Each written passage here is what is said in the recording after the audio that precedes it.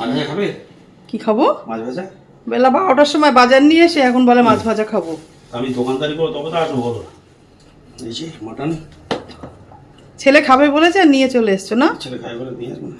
আজকে আমাদের বাইরে খেতে যাওয়ার কথা, তুমি আমাকে বাইরে খেতে দিতে মানে রেস্টুরেন্টে প্রত্যেক দিন রান্না করতে কার ভাল লাগে? একদিন তো একটু বাইরে গিয়ে আমারও খেতে ইচ্ছা করে। মশলা মেখে দাও, মাছটা নিয়ে এসো। মাছটা ধোয়া, মাছ ধোয়া, স্যামের বোনলেস ধুয়ে সব রেডি করে রাখলাম ফ্রিজে। হ্যাঁ এখন রান্নাটা আমি তো করবো।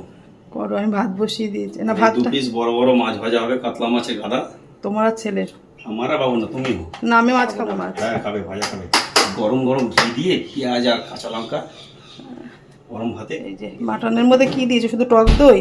হ্যাঁ, চা বসিয়েছি, সকালে একবার চা খেয়ে পোষায়নি। এটা কি আদা? এটা আদা। এই যে চাল ধোয়া, জোর কদমে কাজ লাগিয়েছে। আমার দোকানে কাজ সেরে এসে মাল বিক্রি করলাম, কালেকশন করলাম, 2জন মহাজনকে পেমেন্ট করলাম, করে বাড়িতে চলে আসলাম 1,000 টাকা করে। হ্যাঁ ওর মধ্যে রয়েছে আদা, রসুন, কাঁচা লঙ্কা। ভালো করে মাখো। বুঝছি? মেখে এবার একটু চাপা দিয়ে রাখো। তো চলো পরে তোমাদেরকে দেখাচ্ছি দেবনাথ বাবু কিভাবে মাটন রান্না করে আজকে।